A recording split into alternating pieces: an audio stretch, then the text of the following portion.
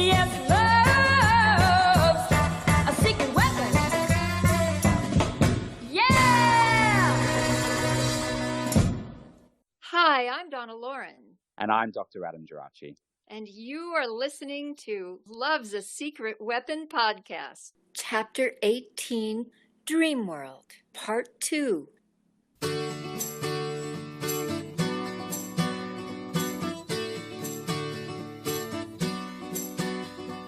Dream world, I live in a dream world. But in my dream world, I want to stay. 'Cause in my dream world, whenever I'm lonely, I think of you only, and I hear you say, and I like it that way. 'Cause I am your dream world, each night in my dream world. And though my dream nights turn into day, I have the memories, and I hope they'll never die. 'Cause when I close my eyes, I hear you say, and I like it that way.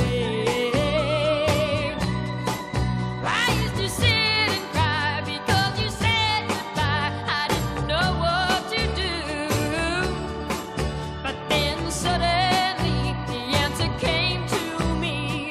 Dream of you, dream of you. Don't wake me up and let me stay with you in my dream world. 'Cause life in a dream world is warm and sweet, both night and day. Whoa, whoa, with your lips burning on my lips, the violins softly play, and I like it that way. No, I like it that way. I really like it that way. No, I like it that way. My baby, yeah, I like it. No, I like it that way. From my bedroom window in Kohala, I could see Maui and sometimes Lanai. In my bamboo four-poster bed, I lay surrounded by the mosquito netting canopy. This invasive disease was already receding. Weak from my journey to LA and dazed at the knowledge of the history I inherited, I began to heal in more ways than one. Missing pieces of the puzzle were starting to fit. My awareness was of needing to be still. Day after day, when I couldn't move, I felt that I was being guided by a higher source. To be so still, to allow whatever was going on inside me to move. If I were busying myself externally, pushing myself to do whatever, this would be a distraction. I had this great sensibility that everything inside me needed to move with my exterior very still. I'm talking about an awareness of your breath, feeling your blood circulating and recalling memories of so many things. I realized that I always had the determination to get to the source somehow, some way, until I had a solution. Being still allowed my thoughts to be very fluid. My mind turned to my breathing difficulties, and all of these other memories started to come to me. While I allowed myself to just be still and go with it, many of the fears that would normally mess with your mind didn't exist. Never once did I think that I needed external care, such as chemical medication or invasive surgery. my inner voice told me to release this genetic, physical manifestation from my being. Lying there on my white sheets, I began thinking about my own ability to be honest, for which I had never given myself credit. I was in the very beginning stages of transformation. Something always has to stop you when you're going in the wrong direction. It could be a terrible car accident, like my girlfriend and childhood neighbor Marlene, who was in a full body cast for 10 months when someone delivered candy to her and became her husband. They're about to celebrate 50 years, but her youth was like a prison. As I lay in my bed, I think about my friend Annette, who died. For decades, she was imprisoned by multiple sclerosis, and yet she continued to deliver the same message that she came in with as a gentle, loving spirit. She, as well as the likes of Christopher Reeve or our Superman, were forced into stillness only to remain our heroes. My own mental and emotional paralysis forced me into this stillness. It truly is a blessing in disguise, because what you resist in life persists. In my life, with my parents, I always did what I was supposed to do, whether it was the truth or it wasn't the truth. Essentially, the kind of puppet master relationship I had with them was not using my own mind to make decisions. I know that I made some desperate decisions in my life, leaving home at 19 for 2 months, retiring from Dr. Pepper, and getting married. These were acts of desperation because of my emotional state of mind. But in those instances, I was listening to my intuition and my higher self telling me my truth that was completely ignored by everyone else. It was like starting all over again. We all get what we need and learn our lessons of humility, because the opposite of humility is arrogance, which leads to greed. And that's what our planet is suffering from. If something makes you drop to your knees and say thank you and go with it, you are making a significant contribution to all of us for our best interests. To me, this is the heart of change necessary to banish war. A big thing for me was letting anybody get close enough to see me get ugly, showing my feelings and trusting that I wouldn't be rejected. Somehow, I wasn't worried about releasing my ugly side because I felt safe with Jared, and I knew that I had somebody in my life who would love me unconditionally under these circumstances. After my meeting with Stephen, strange emotions started unraveling. Unexpected and uncontrollable waves of rage. I felt like a depository for bitterness and resentment. These feelings had been building up my whole life. For so long, I'd been feeling tension and numbness on the outer part of my leg from my ankle to my hip. Only recently did I discover that this is the gallbladder channel, or meridian, where resentment and bitterness is stored in the body. If you feel numbness on the side of your leg, that is where the resentment lies. I highly recommend deep massage in that area to break it up. When the groove on the outside of your leg is smooth, you will know that you have released a great deal of these negative emotions. I didn't realize that I was in depression. The way I can describe it now is like a hole in a dike, and the water starts leaking until finally the dike cracks and it all just floods out. That's what happened with me, except I was feeling weak in my heart, and that maybe life was just not worth living. I would never think of suicide, but I remember very clearly being in bed and suddenly going into a spiral and feeling, oh my God, am I starting to leave? My spirit was separating from my body. I didn't have consciousness of the near-death experience that some people describe, where they rise up and look back at themselves and they can see the light in front of them. I just felt lifeless. I had to make a conscious choice. Did I have the courage to rebuild myself, or should I just let it all go? I remember the light in my bedroom getting dark.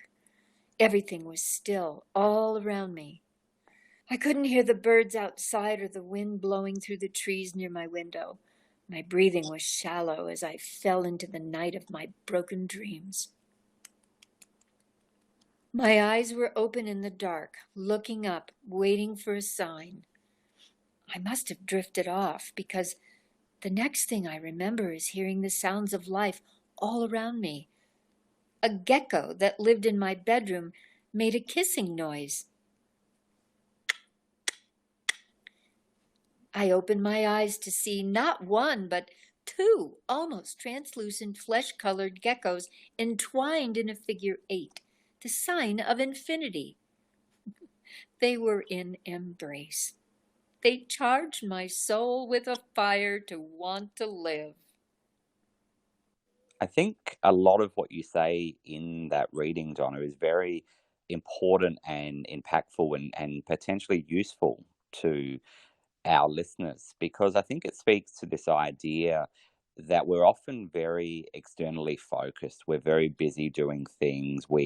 Even when we have something quite life-changing happen, sometimes we feel we still just keep going, we keep moving. And some of that, of course, is important as a part of survival. But I think what you're talking about here is this idea of needing to be still, to process and to go inward. Yes, it kind of happened to me without volunteering it. But, we all have a will that maybe is subconsciously guiding you to that place. And I have to say, something I always witnessed from my own mother Mm, is that the only time she could ever be still is when she mm, was in dire pain. yeah, yeah. And she needed medication, for the pain. And so she might be locked up for 4 days or something until she could start moving again.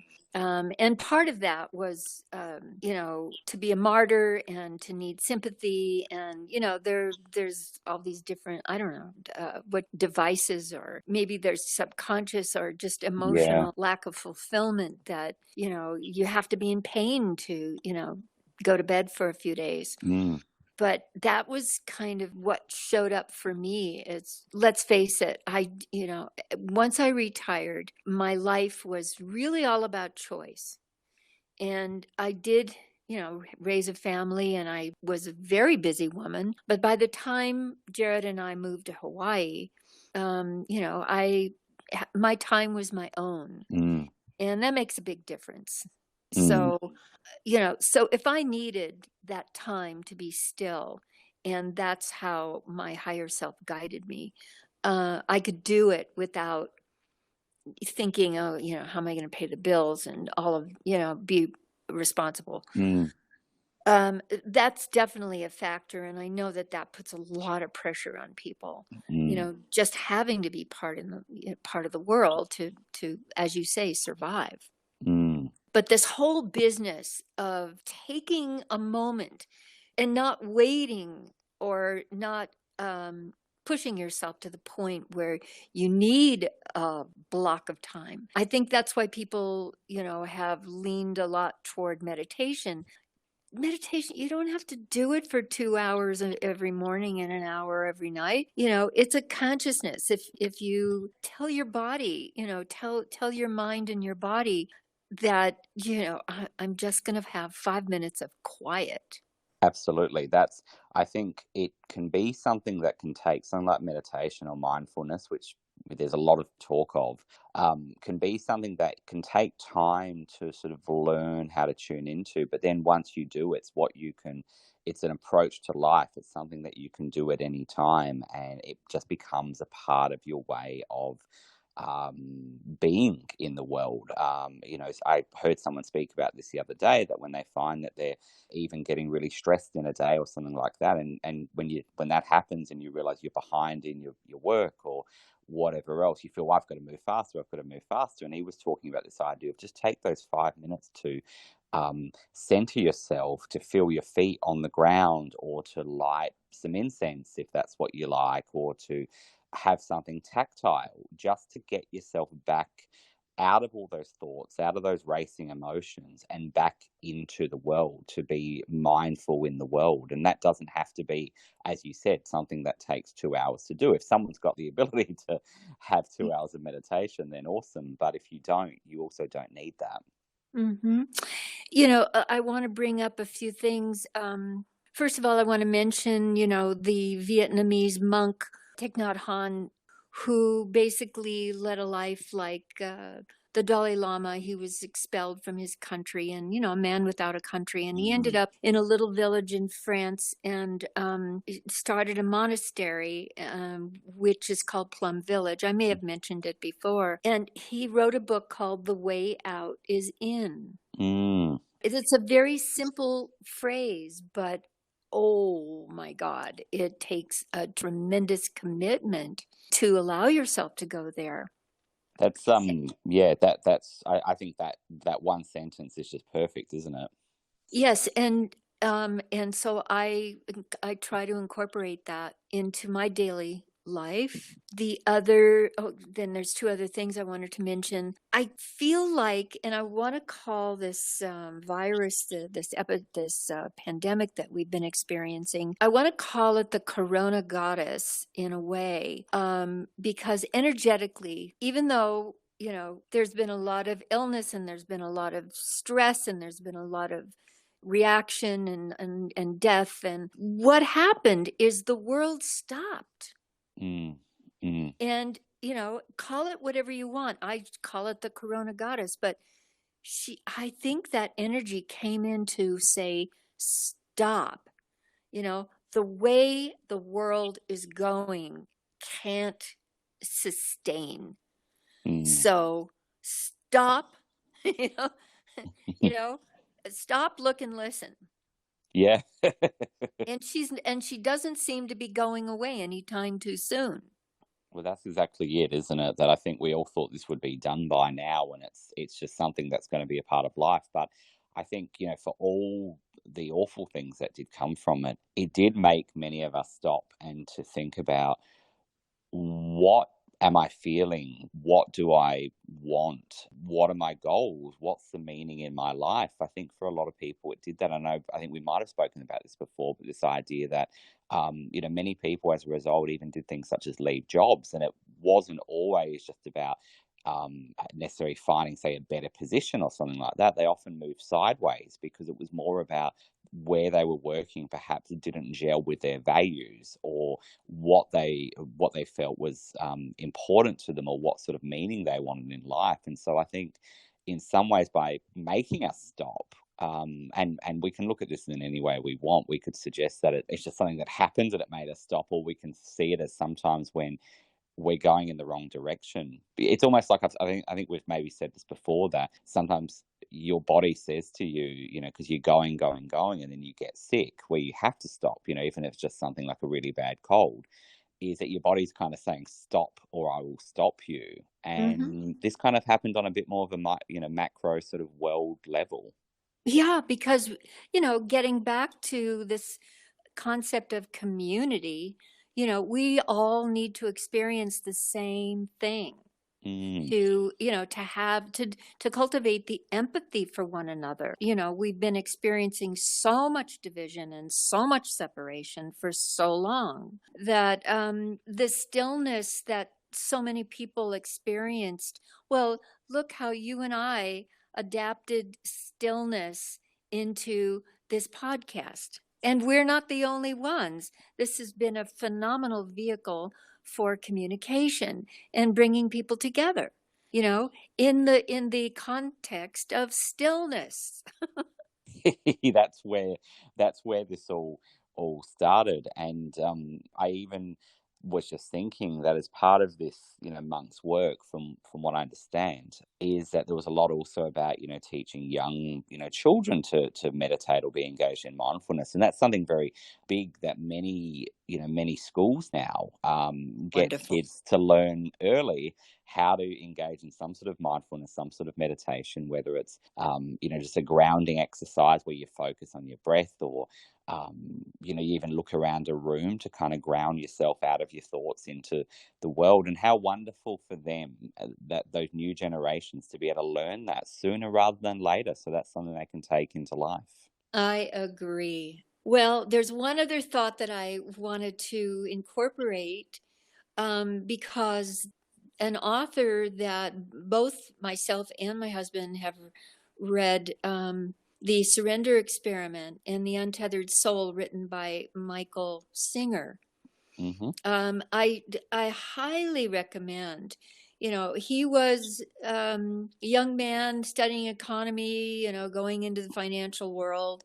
And all of a sudden, he had an epiphany and decided to go live in the woods in a very modest way, kind of like Thoreau did for a while. And he began meditating, and he put the whole, financial world on hold. And he has actually, after many, many, many years of lecturing and sharing his story, and he's my age, and he has just written a third volume to his journey. And so he's out publicly speaking about that. And I just listened to him recently. And what he said very simply was, when a person fills themselves up with all the memories of the past, without the consciousness of knowing that that's where they function, there's no room for the present. When you're filled up to capacity with the past, there's no room for the present. Yeah. So Yeah. in thinking about that, and of course applying that to what we're doing in my memoir about, I'm reading about the past, we're discussing, the issues of the past, but with the present state of mind, so that I'm not living in the past, I'm living in the present, but I'm reflecting and learning and observing my life. Yeah. Yeah. And with your expertise, to help me make even more sense of it.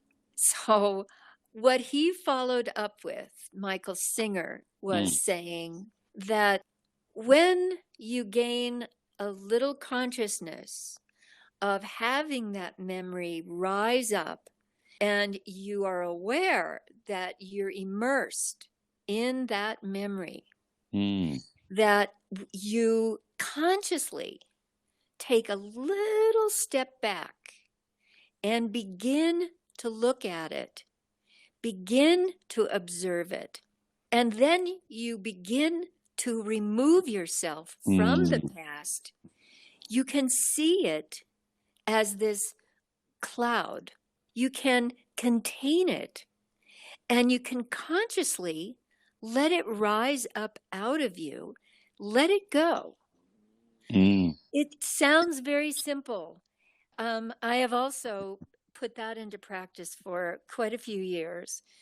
And it's something that is kind of, for me anyway, my experience has been some memories that are attached to certain emotions.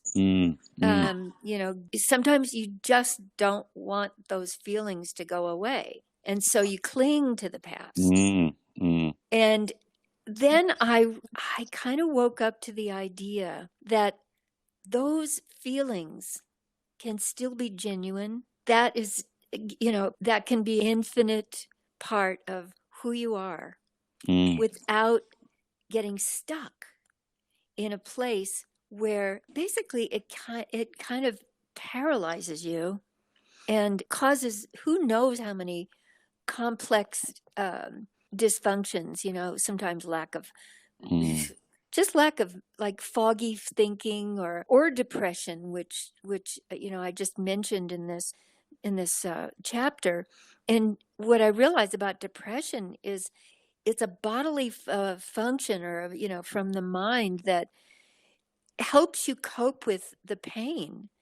you Mm. know depression, how do you define depression? Oh, that's an interesting question, isn't it? You've put me on the spot a little bit here, but I mean, I guess it's related to your mood. It's related to, I guess, a going inward and a loss of kind of interest in so much. But it's not necessarily a going inward that produces, some sort of insight. It's kind of almost getting a bit lost in yourself, I guess. And a coping mechanism for pain. Mm, Yeah, that's interesting. That I think a Because lot of these things, yeah, depression, anxiety, a lot of these are, of course, responses to pain. And then you turn to something external like Mm, alcohol or drugs or gambling mm, or some distraction or sex, mm, something that doesn't come from a place of your, love and your heart. It comes from something to mask your pain yeah, almost. or your self-worth. Yeah, absolutely. And I think so much self-worth, or lack of self-worth is tied into that. And, if we think of depression maybe as a response to something that's happened, or things that have happened in the past, sometimes, and then anxiety is a response to what we think is going to happen in the future. Again, it comes down to that idea of not being in the present, that we're Yes. either in the past or we're in the future that hasn't happened. And I know people like Michael Singer or Eckhart Tolle or speak about that idea of realizing, even in the day to day, that your thoughts are not you, even though you think that they are. And there's those exercises where you visually imagine putting your thoughts on leaves on a stream and watching them go by, or if you like an Mhm. airport, maybe put your thoughts on the suitcases on a what do you Mm. call it? It's not a treadmill. What's it called? The where you get the carousel. It's been Um, so long, I can't yeah. remember. And I don't want to, I'm not planning on going to an airport anytime soon, but you can imagine if you like the suitcases on there, and what that actually does is make you realize that they are external to you, that your thoughts you often think of your thoughts as being you, but they're actually, there's someone else who is yourself that can watch those thoughts. And by putting a little bit of external or a bit of space between yourself and those thoughts, you can sometimes get out of that cycle of them just ruling you and running your life and running you into anxiety and depression and everything else. It's deep. And it's very societal, and I think, at least in my lifetime, it prevents clarity to be able to um, see how things in the world are functioning Mm, and why you do feel the way you do. mm, Maybe you feel disempowered. Certainly I did for way too long. mm, And, and or out of balance, or I think getting back to the concept of stillness, mm, actually creates more clarity to see the truth. And every time I experienced a little bit more truth, it's like building blocks. You begin to build your self-esteem, and that whole other concept of, don't be selfish, mm, you must give to others, to be a good person, but you have to start with you. hmm And you often can't give to other people when you are not in that place, or if you do, it will just run you into the ground. I think that's an important lesson to learn, that particularly those of us who feel um, that we want to give, it's often a self-sacrifice. It's at a great cost. There's nothing wrong at all with wanting to give or be a giving person, but I think when it's coming either from the sense of lack that you're trying to Yeah. fill, that's when it can be a problem. Well, yeah, and then it goes back to the good old word reciprocity, you Mm. know, getting back to balance of, you know, I give to you and you give to me true love, true love. It's the equality that many of us have never experienced. Many of us have experienced sometimes and knows how it feels, Mm. and feel so blessed when that moment occurs, where there's that you know, equanimity in terms of I'm giving but I don't feel drained, and Yes. I Mm. feel like I'm not giving more than my fair share, you know, and I'm not asking for anything back, but it's reciprocal, Yeah.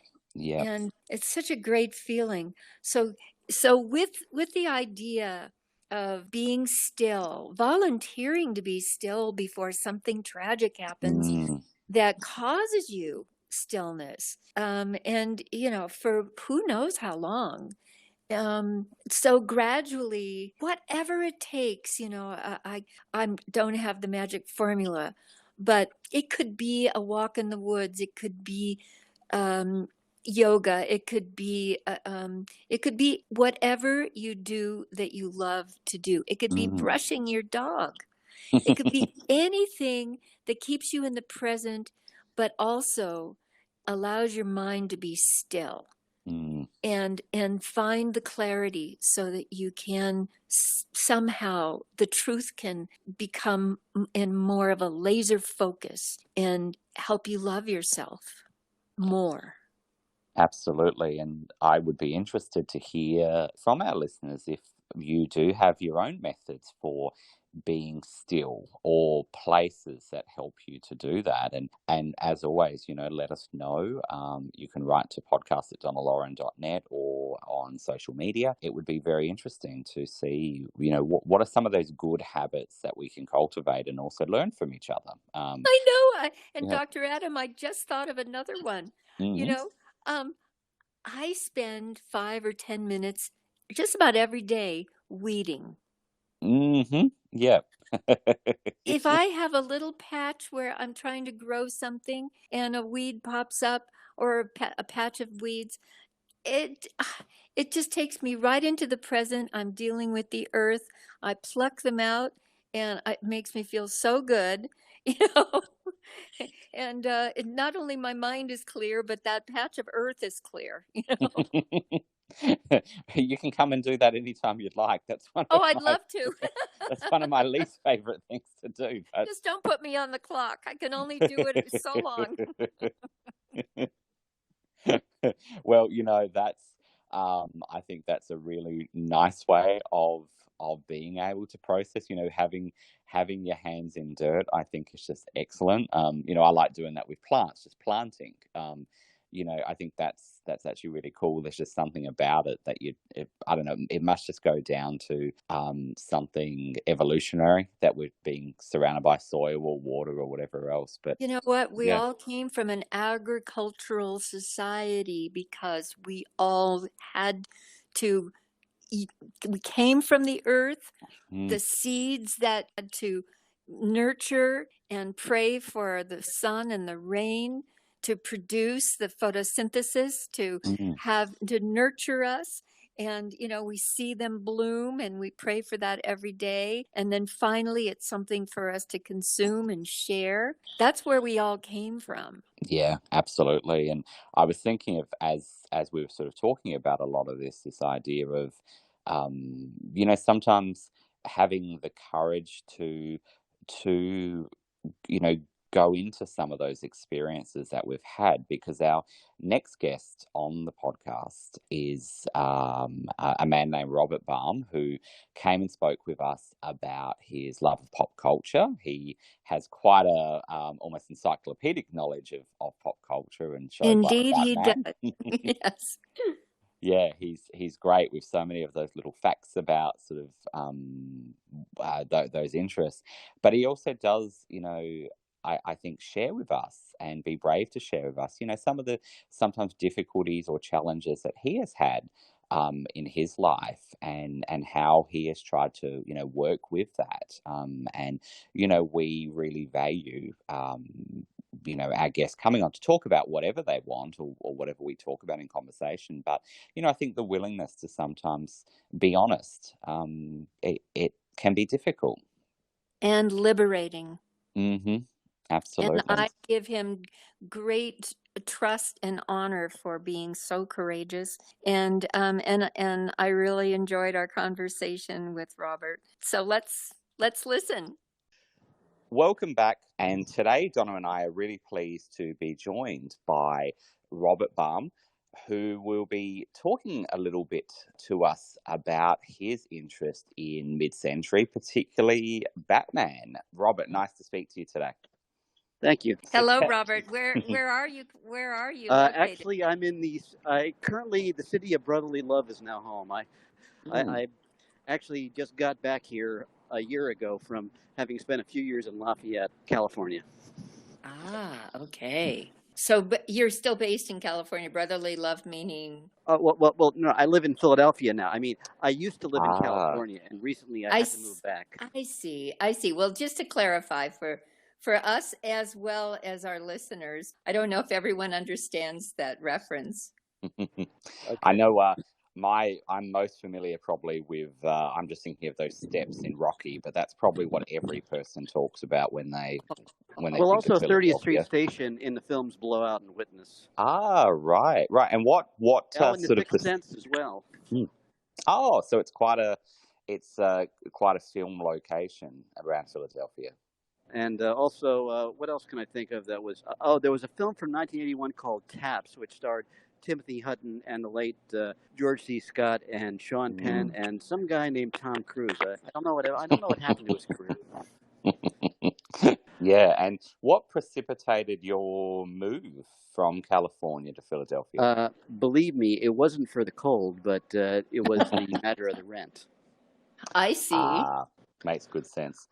And so, Robert, we often like to talk to our fan guests about what aspects of mid-century, given we speak so much about mid-century in the podcast, that you like, and you're quite the Batman fan. Yes, I mean, I don't have copies of the costumes, but I have met a few of the cast members, including Miss Loren. And in 2011, in New Jersey, there was a convention to celebrate the 45th anniversary of the first Batman film, and she was there along with the likes of Lee Merriweather, Dina Lund, and I think Susan Silo, perhaps. It was a one-day event. Oh, you're going to see the perfect crime when I get Batman in my claws. I'm not sure if that rings any bells. Yes, it does, of course. I was wondering if Yvonne Craig was there as well. No, she wasn't, but I did meet her at there was a New Jersey-based operation, which is still in operation, called Chiller.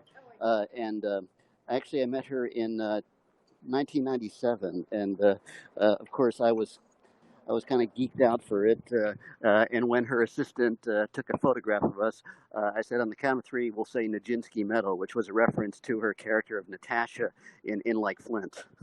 Oh. So you're a longtime fan.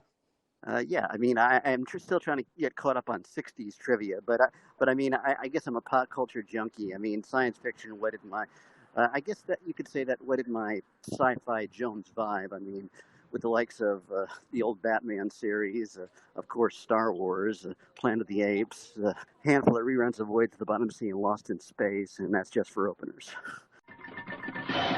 They landed 2,000 years after their takeoff on a strange continent that had once been known as Earth.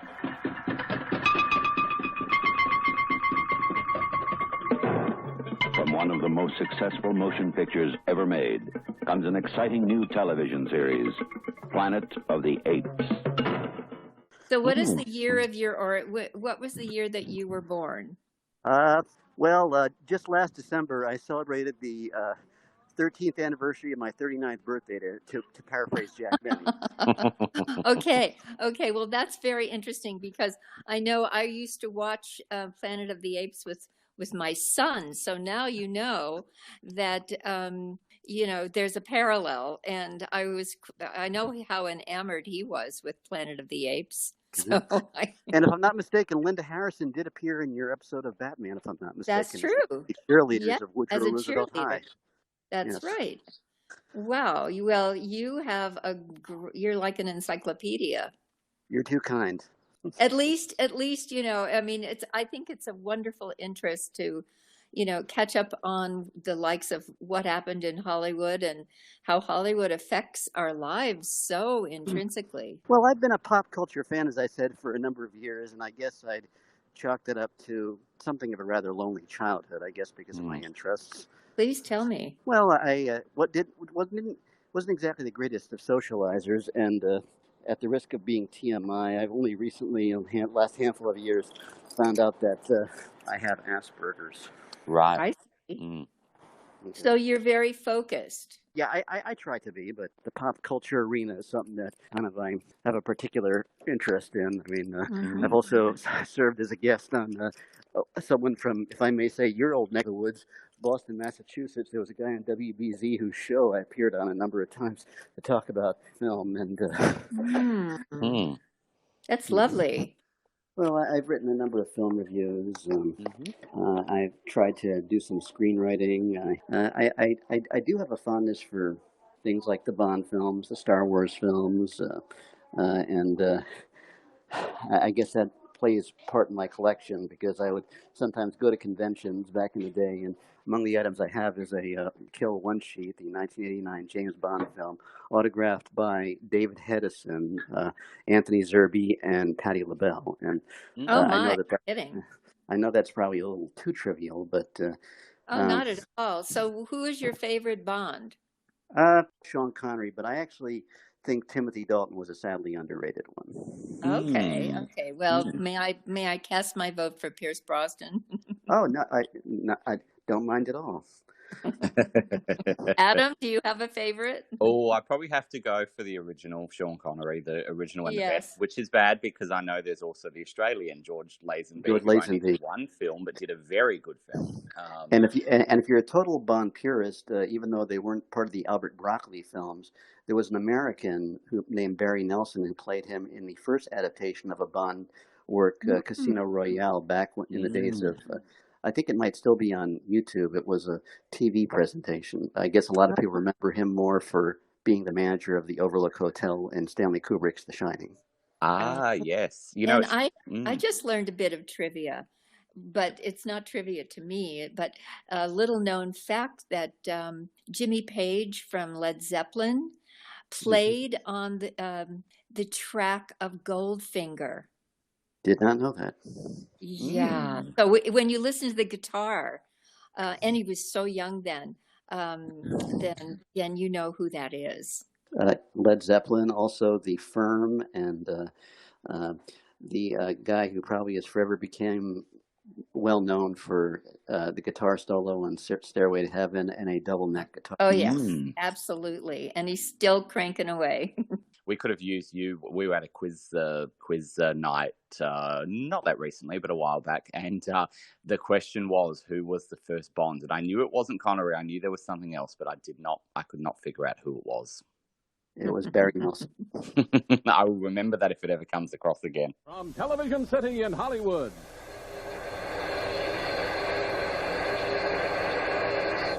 Barry Nelson.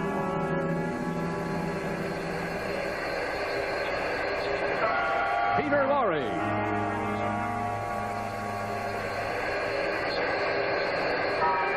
Linda Christian. Starring in tonight's production of Climax, a great new hour-long dramatic series from Hollywood. You mentioned, Robert, in your email to me when we were setting this up that you were also interested in potentially sort of writing some more autobiographical pieces. Yeah, actually, the idea was kind of by my Boston pal Jordan Rich, who he actually has a podcast series now too. But because then I say that I was a lonely kid, but I gather everyone has foibles or some things that, well, I just hope that's not too much information. Not at all. I think you're very brave for talking about it. Thanks. And sometimes writing about these things when we're older, I think can help other people. That's why we also do this podcast is by talking about some of our experiences, particularly Donna's experiences. People listening can relate and perhaps feel less alone. Yeah, I guess I'm starting to see that aspect more and more. I guess I grew up thinking that it wasn't exactly a thing to share with people. Well, yeah, and that goes back to, or harkens back to the idea of being different rather than special, which I know I had to deal with, and I think Dr. Adam had to deal with. And, I mean, and then having a support team to recognize that, and as a small child, well, if you don't have that, then you must be aware of it when you're in this time of your life, so that you can feel connected, to humanity and to the world. Yeah, I guess I can see that more and more now, even though I gather because of what I know, often it was like talking a foreign language as high school. I recall once where we were reading Sylvia Plath's The Bell Jar, and there was reference to the Ibsen play. I had visited a school the prior year, contemplating going there, and they were reading Enemy of the People, and this kind of struck a chord in my mind, and I said, wasn't Ibsen the author of that play in regard to the town covering up a contaminated water supply? And the teacher obviously must be an Ibsenophile, and he pointed out Enemy of the People, good, which I gather probably was not in the wheelhouse of most high school juniors unless they lived in Scandinavia. Well, again, I mean, that's still a current issue in this country, and God knows where else. But I always hear Michael Moore talking about Flint, Michigan. The city pipes were dealt with. I don't know if you're familiar with that subject, but the lead in the pipe. Well, I know there was some water problem where I think there had to be some need for bottled water being used, and thus the price was astronomically. Yeah, well, it's still going on because the city pipes were replaced, but those pipes going to different residences, especially those of brown and black neighborhoods, were never dealt with. And so there's a great deal of discomfort and disease and, contaminated water that's still flowing in Flint, Michigan. And yeah. So now how are you getting acquainted with the new city of choice?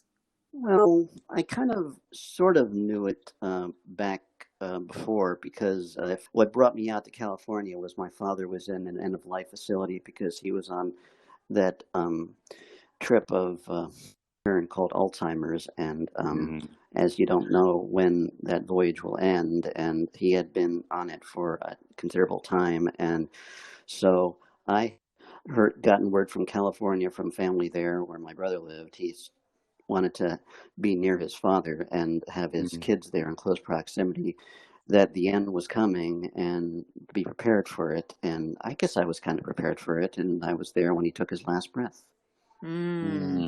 Oh, wow. But you were stationed in Philadelphia and came to California because of your dad. Exactly.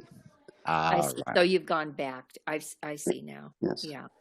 Well, there again, that's kudos to you for being there for him. And it was the first time I ever knew anyone with Alzheimer's. Of course, I'm sure that there's probably no two cases that are the same. And I'm sure that while there's nothing that's worse than someone, regardless of their occupation, I guess something that I thought added a cruelty was the fact that my father was a doctor. I mean, I'm not trying to. Wow. I hope it didn't sound like I'm disparaging people whose parents were in other occupations, whether they were of a higher profession or lower rung on the ladder, and arrogant. No, not at all. Not at all. Not at all. But, I mean, regardless, it's, Alzheimer's is an insidious disease, and, it can happen to anyone. I did have, I don't know if you want to get into the details, but Dr. Adam, I don't know if you and I have ever discussed, my personal experience with Alzheimer's, but my my dear husband's mother Mm. lived with us in Hawaii for the last 7 years of her life. Mm. And she lived to be 95. But, as her memory started failing, she would have the experiences of reuniting with her deceased family and talking about them as though she was having a tea party. Mm. uh, you know, Mm. and it was very frustrating for my husband to see his mother, Mm.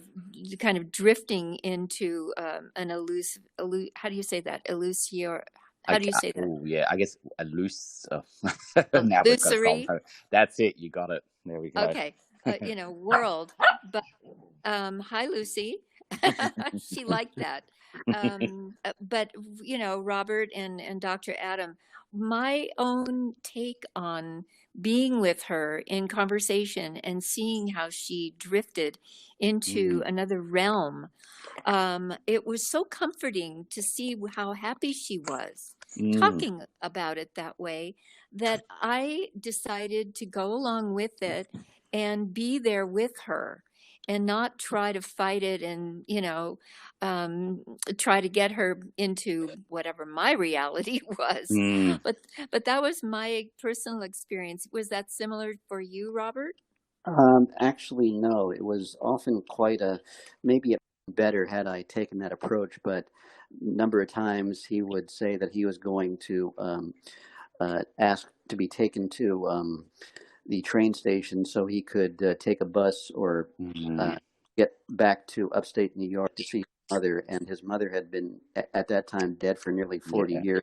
So, Mm. not that I sought to be combative with him, but it often felt like, dare I say, a losing battle. And more than once when I was living with my folks in an apartment building, and when they were luckily they were short-circuited alarms where there wasn't a fire, but more than once I was often, maybe it's a thing that we have with us as a kid, whenever we hear the sound of a fire alarm, we rush out, and more than once I said, we got to go, and he said, let me pack a bag, and I sought to, thankfully there being no fire, but you wouldn't believe how many times there might be. Yeah. Yeah. Yeah, we definitely get triggered, don't you think, Dr. Adam? Oh, absolutely. All sorts of things when experiences we've had, and that's what we talk a lot about in this, is that it's and that's a very human emotion, Robert, that we don't always, things like Alzheimer's, we don't always know how to handle these things. They're very difficult. So, I'm glad that you were able to be there for your parents, during that time. And was that fairly recent, or was that a while ago? Well, my father passed away 4 years ago this Right. past March. So I don't know how you regard the passage of time. Some people, I recall my father would say in the 80s that it's like, oh, that wasn't that long ago. And of course, for me, thing that predated my birth, look upon that as almost ancient at times. I like that's not a disparagement on age, but So I'm going to get a little, etheric or a little bit out there. But what I have discovered, Robert, in dealing with past experiences, because that's why I wrote, this memoir with Dr. Adam's help and great assistance, is to discuss the past, in a present point of view. And in doing that, because we've been going on now for nearly 2 years, what I realize is observing your past, such as anything, observing from the past history that you may not have been involved in, maybe ancient history. You know, there are techniques to be very present and observe your past, so that it can start integrating into an awareness that taps into your own growth potential. And if you decide to look into that, I promise that you will have peace of mind and much greater acceptance for exactly who you are. I guess I'm still trying to also a realization of some PTSD. Mm. So, All of that painfulness, all that pain can again be dealt with if you decide to observe it as, as part of your past experiences that have led up to these traumas and these feelings of shame or inadequacies or not fitting in or anything like that, because you know all I can say is this podcast is about love. And you start with loving yourself. And that's another thing, dear, that I have learned from being a performer in my youth, and seeking acceptance and approval from others, or society in general. That really isn't what life is about. I was going to ask, with what your experiences, did that enable you to tap into playing Susie? Because I mean, I know that some people will say, "Oh, that was just a role you took when your career." Oh, you mean that there was a Well, I dark mean, side to her? yeah, I mean, because I recall at the end, I know Dick is saying, "Well, you shouldn't blame yourself, Susie. You had a." No, at that point in my life, Robert, I had absolutely no awareness. I mean, on the surface, I think I've spoken about having this feeling of not belonging. But I was very preoccupied with, supporting my family as well as, being professional. So I took that on, and maybe you picked up on something that's, was much very subconscious on my part if I tapped into something, but I wasn't totally aware of it. I've only really done this deep research, after my first divorce and, separation, and probably from maybe late 40s on to really delve deeply. I'm hoping that you found light at the end of your tunnel. I am so grateful, Robert. And, seriously, with my current marriage and the relationships that I have and the energy that you attract, when you create some awareness and you're blessed with the gifts of just being very present with your life, and not really attaching yourself too heavily on the past, just cross-referencing the past so that you can grow from it and learn from it. Any comments on either one of you on Well, your I part? didn't see to look at matters of the past as sort of like a way of trying to draw lessons I've learned, if indeed I did any, to present. As I once said to my union rep at the last job, is I guess I tend to look at life almost like theoreticals as being like lessons in a classroom. I mean, you can That's marvelous. use it like driver's ed. I mean, okay, you're behind the wheel of a car, or learning to scuba dive. I mean, you're in the classroom, and then you're in the pool, and then you do the checkout dive. And I guess oftentimes the hypothetical or theoretical is probably, I regard it in a sense akin to, well, you take, say, slinky, and like you move it at one angle, and okay, it goes one way, and I call it my slinky thinking, and I guess of course you don't know the trajectory, and I mean you can project it being okay diagonally straight ahead, to the other side, etc. And I guess I've had a tendency to look upon things almost like using them as like something of a blueprint as opposed to the true beneficial blueprint of experience. Yeah, I think that's really interesting, because I think when we reflect on our experiences to learn from them, and I guess to develop some understanding of them so that we can move forward. It's it's a challenging thing to do, but I think it's really, as Donna said, it's a really useful thing to do, because it can help us to go in perhaps a different direction if things weren't, optimal or the ways that perhaps we would have preferred. So, I think this is really useful, Robert, for you to talk. And we thank you for doing that, because I think it will, people listening to this will perhaps relate to it, and it'll also help them. So we thank you very much for Well, doing something this today. I've often thought to do, and I know not with everyone, but I know in my last workplace, I guess people tended to be closed off, and I often sought to be as transparent as I could. I'm gonna, you don't need to kind of decipher me. I know that some people probably sought to, keep themselves private to the point where I'm sure that they could probably keep a poker face and beat the house out of 2 hours. That's But right. I don't know how to play poker. No. I'm totally with you. I'm totally in alignment.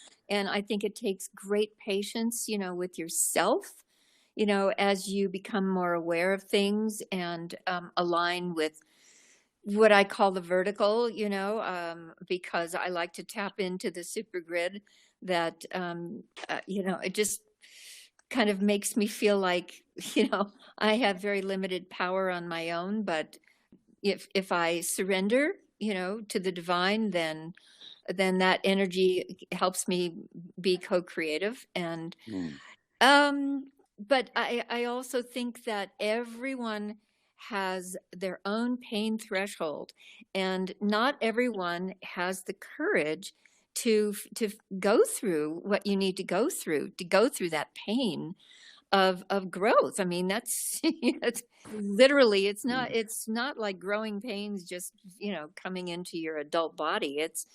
It's literally growing pains to shed the misery, the suffering, the ways of thinking that are so limited. But I think the more you open up, Robert, that the more that you will attract like energy. And I pray for you to be in that environment, because you will be a great resource and contributor. Thank you. And before we do go, Robert, because I know we give everyone a chance to ask a question of Donna, and particularly given that you are interested in Batman, whether you, shifting gears just a little bit, if you had a couple of questions about the TV show. If I may, I guess you might have your favorite episode being your appearance, but what would you say was your favorite episode? Or who was your favorite nemesis? Okay. I mean, I gather the Joker probably is tops, but I love Cesar Romero as the Joker. I think he's definitely, gave birth for Jack Nicholson and all of the ones that followed. But I have an affinity for the Riddler. I kind of like Frank Gorshin, and I happen to have known him when I was really young, and I just think he did a fabulous job. And I think he has such a character face, Out riddled. I thought you might be Batman. That's why I brought witnesses with cameras. Oh, what is it that no man wants to have, yet no man wants to lose?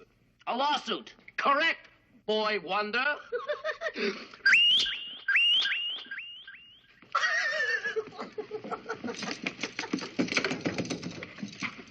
And also along the lines of, would you say that being a child star, did that prompt any casting people to say, "No, you're a kid. We can't have you be Lady Macbeth or Jocasta in Oedipus, or I mean, not necessarily those roles in particular, but I gather you get what I mean." Yes. Trap, the child actor trap, and no, I think in terms of acting, yes, there's always this categorization of who you are and what you look like and what what age range you can portray. I never really pursued acting that seriously. At 21 I retired, but singing is just that's second nature in my life, and so I'll just always refer to music first, and there's no limitation to music.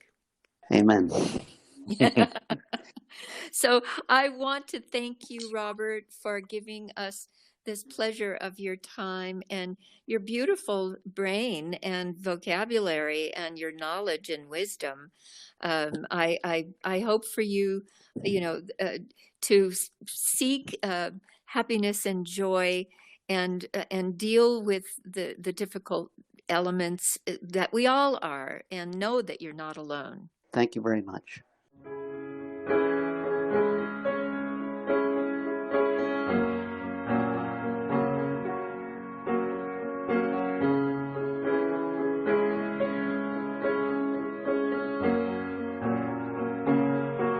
Hey, look at us down here, making all this fuss. We know better than that. Only ignorance shall destroy us. Some are out of control. Most of us are wanderers. Which way will we go? Which way will we go?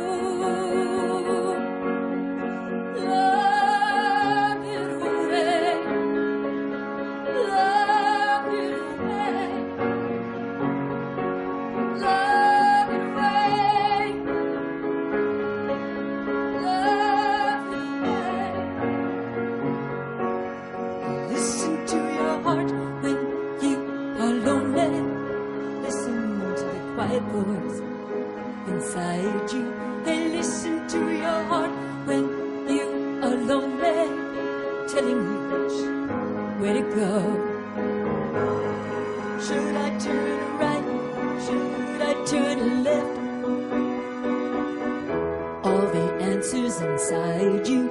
Should I turn right? Should I turn left? You've all the answers inside.